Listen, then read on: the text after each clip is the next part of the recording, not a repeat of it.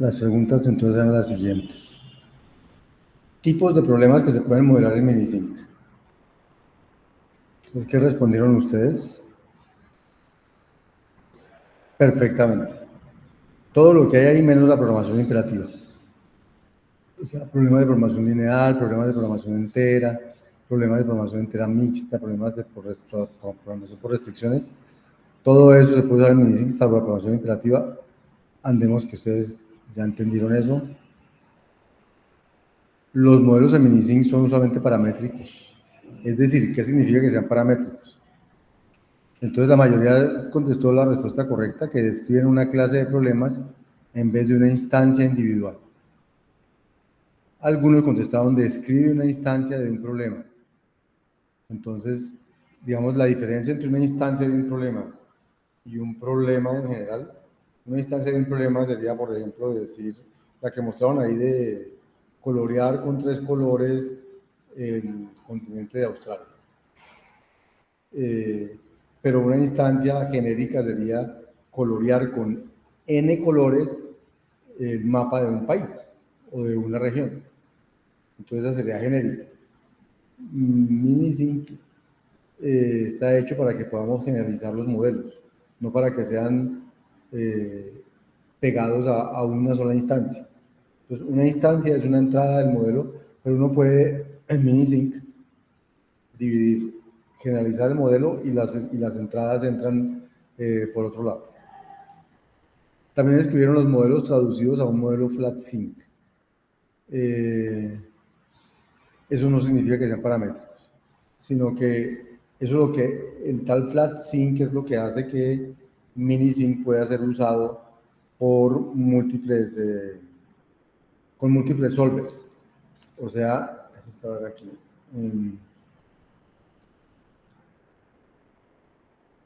Eso. Que,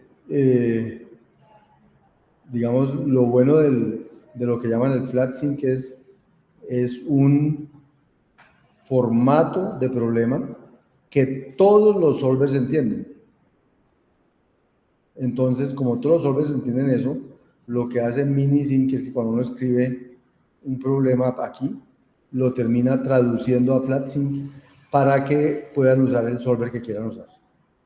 Pero eso no tiene nada que ver con que sea genérico o no, tiene que ver es con la arquitectura de Minisync y su usabilidad, llamémoslo así. Siguiente pregunta. Decía Minisync es fuertemente tipado. Solo, bueno, alguno dijo que no, la mayoría dijo que sí. ¿Qué significa que sea fuertemente tipado? Toda variable tiene que tener un tipo de datos. Toda variable, no puede haber variables sin tipo de datos. ¿Cierto? Y además no solamente es fuertemente tipado, es explícitamente tipado. Es decir, no es que él deduzca los tipos de los datos, sino que los tipos de los datos los tenemos que dar desde el principio. Eso significa que Minisync sea fuertemente tipado. Pues, quien contestó que no es fuertemente tipado, me gustaría saber si tiene alguna razón para que no, o si ya quedó claro que sí es fuertemente tipado. O sea, cuando uno escribe modelos en Minisync, siempre tiene que dar el tipo a cada variable que le escriba, tiene que dar el tipo.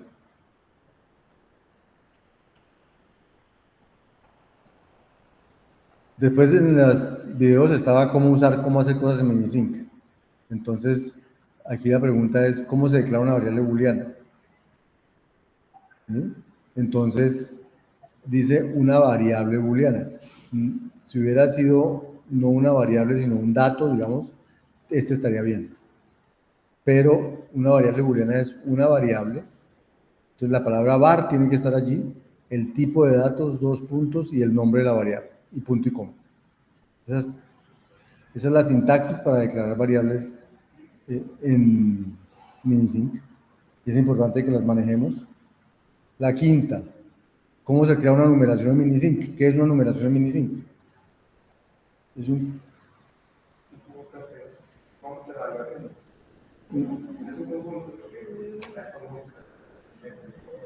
un conjunto de valores, llamémoslos atómicos, o no son strings, son valores.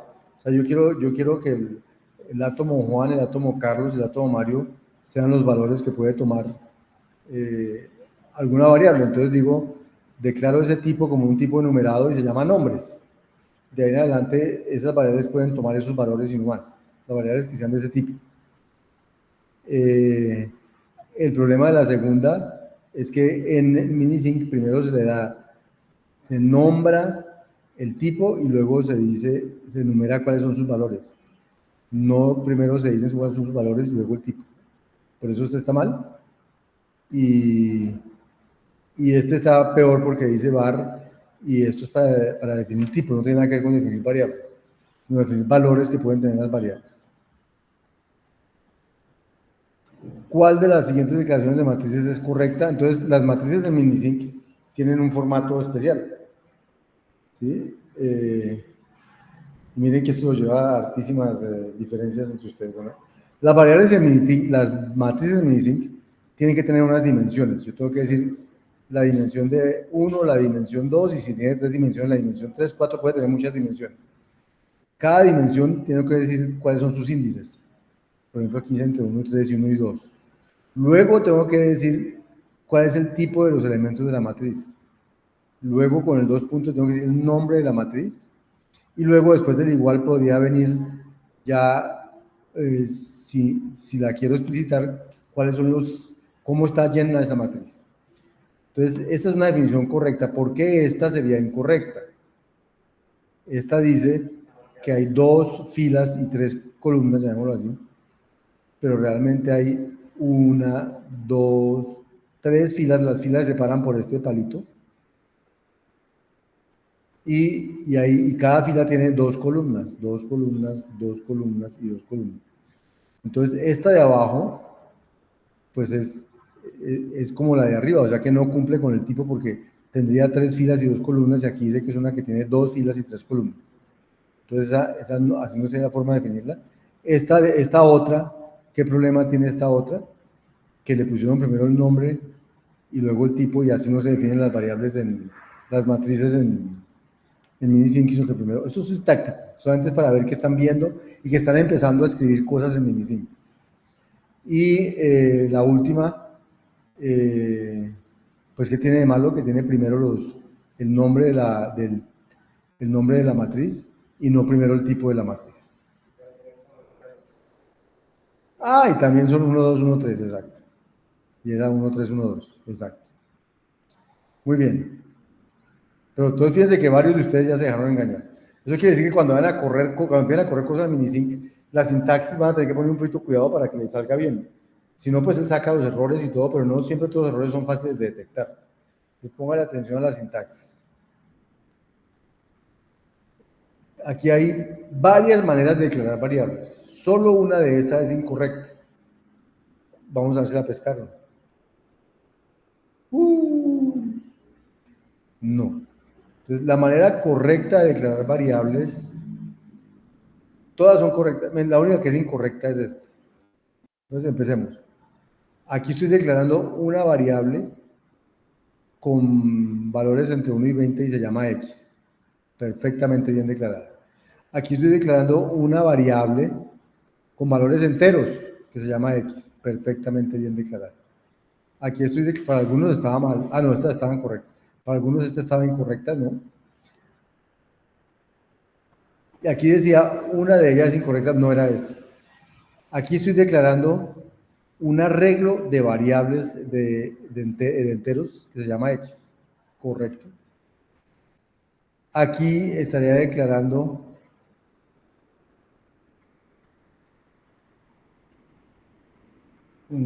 aquí estaría declarando un arreglo de 20 filas, digamos, o 20, de variables de números entre 1 y 20. También está perfecto.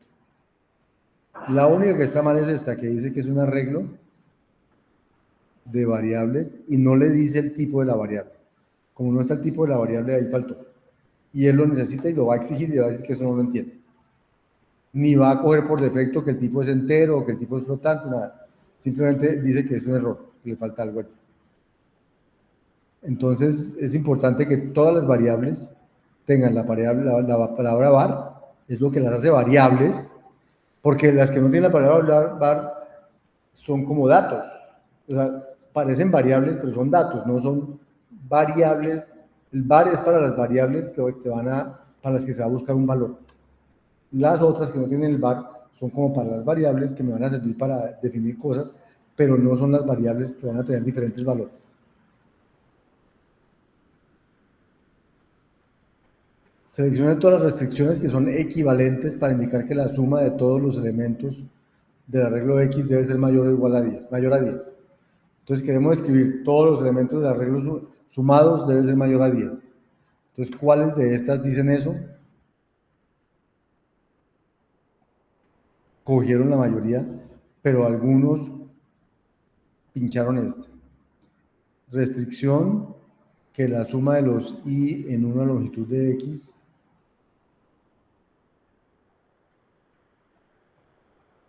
con XY mayor que 10. ¿Qué tiene esta de malo? Los paréntesis en XY mayor a 10, creería yo.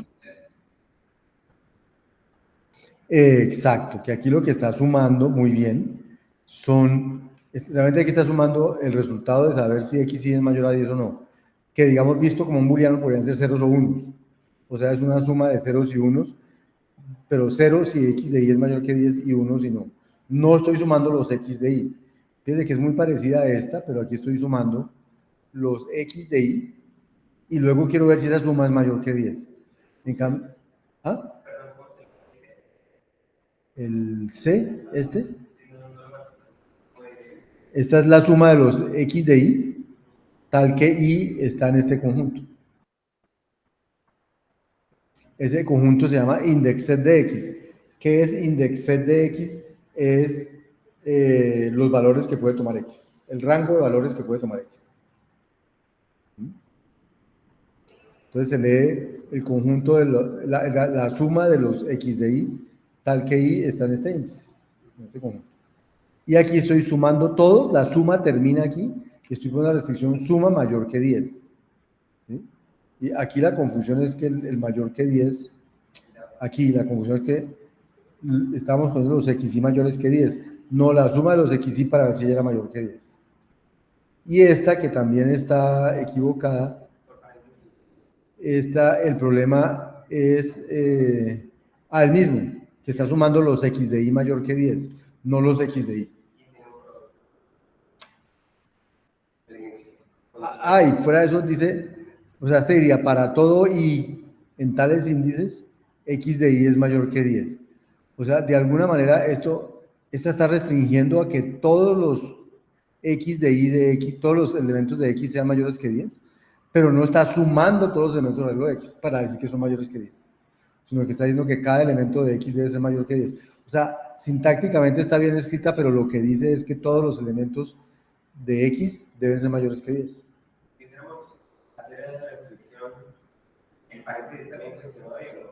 ¿Cuál, este de aquí? Sí, porque la restricción que están diciendo ahí es que cada entrada del arreglo es mayor que 10. Ahí está bien. Si lo ponen por fuera, estaría diciendo, ese sí quedaría mal, porque me estaría un for all y lo que hay adentro, la condición del for all debe ser booleana. Si yo le cierro aquí el paréntesis, me quedaría que la condición del for all es un entero. Eso está mal. Y fuera de eso, un for all da como resultado verdadero o falso, y decir verdadero o falso mayor que 10 tampoco está bien. O sea, así como está bien escrita, pero no significa la suma de todos los elementos del arreglo de X debe ser mayor a 10. Y este también, sum de X debe ser mayor que 10, porque él sabe que sum es un arreglo. O sea, aquí había 4 maneras de escribir correctamente eso. Esta es una manera incorrecta de escribirlo por el paréntesis, que está mal ubicado, y esta ni siquiera dice que sume los elementos, sino que mire si todos los elementos son mayores que 10. Y la última, entonces, un programa Minisync también tiene una parte que es donde dice cómo escribir la salida, entonces el output. Entonces, cómo formatear una salida de un arreglo anteponiendo el signo más o el signo menos a cada valor de la regla.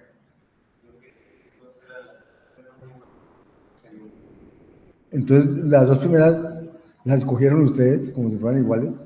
Entonces, miremoslas. Esta dice output y aquí hay un paréntesis cuadrado y aquí cierra ese paréntesis cuadrado. Eso quiere decir que va a ser que en lo que está entre paréntesis cuadrados es un arreglo. Entonces quiere decir que él va a hacer el output de el arreglo de estos números. Ahora, este arreglo dice es de estas cosas tal que y está en el conjunto de índices de X. X es un arreglo, indexed es el arreglo va de dónde a dónde, y entonces y el indexed son esos índices, y entonces va a crear un arreglo en el que sus elementos son estas expresiones. Entonces mira si X de Y es mayor que 0, si es mayor que 0, entonces pone el símbolo más, y luego lo concatena, símbolo más, y luego lo concatena con mostrar X de Y. Entonces show X de Y muestra el valor que tiene esa variable. Y este más, concatenar con esto, show de X de Y devuelve un string. Entonces puedo concatenar un string con otro string, le concateno el signo positivo si X de Y era positivo. Y si no, le concateno el signo negativo y lo muestro. Ese es este. El de abajo, ¿qué dice?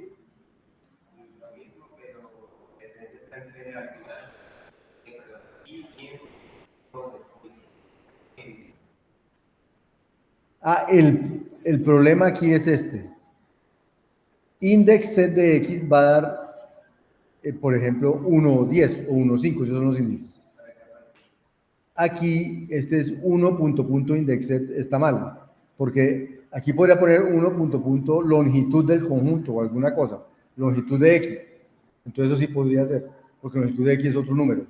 Pero indexed da un índice y 1. Un rango, pues no está bien, no está correctamente bien sintácticamente.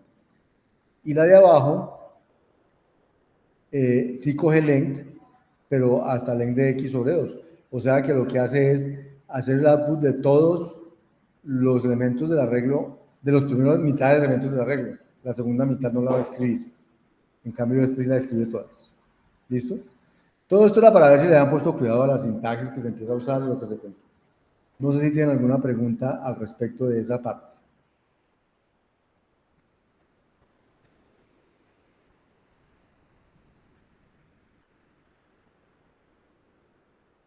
Bueno, tú voy a detener la grabación y voy a